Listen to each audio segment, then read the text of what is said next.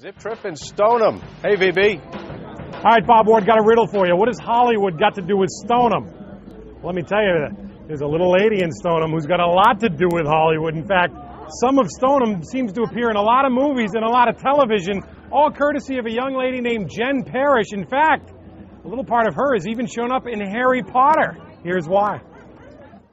So how does your stuff end up in Harry Potter? I got a call that one of my necklaces had been chosen to be in Harry Potter, and could I make two more that exactly like it and send them to them right away because they were filming that week.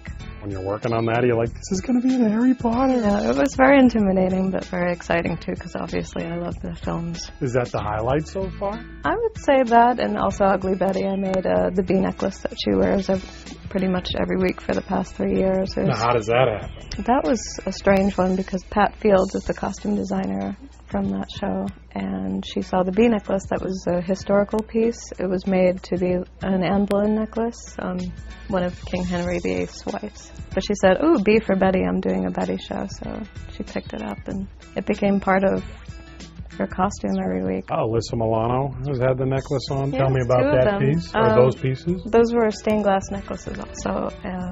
We sent her a couple pieces, and she sent me flowers and a nice thank you card, so that worked out well. Let's go back. How does it get started that all of a sudden your stuff is appearing in movies and films? I mean, how does this happen? It all really came together when I found this woman, Vicki Lynn. She sells to TV shows, and I was watching Joan of Arcadia. They were wearing a lot of the same types of clothes that I like, and I thought maybe the main character would wear something of mine, so I contacted the costume person, and that's where it all started. True or false, Cher has a lot to do with your success? Again, it was just, I knew she had the same style that I created, so I sent her some sample pieces, and I got a call one day. I didn't expect it to be her, but she got on the phone and she said, "Yeah, could you make that one a little less chubby?"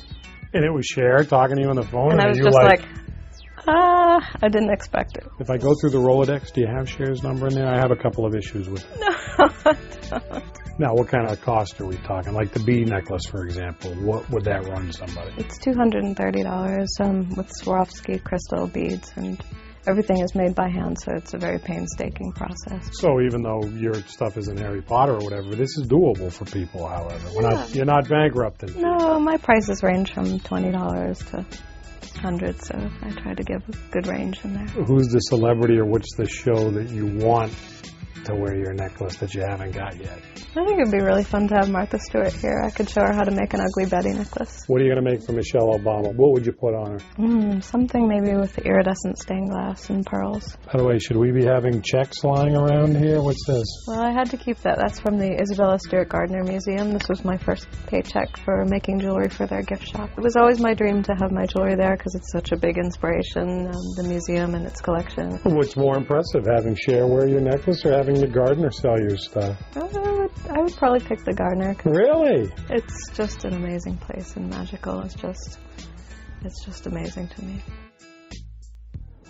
You can get Jen's stuff at the Gardner Museum, or just go to ParrishRelics.com, and she has told me she much prefers to have somebody anonymous call up with a special design than having Cher call her. And after meeting her, I believe that. ParrishRelics.com. Great little place, and she makes awesome stuff.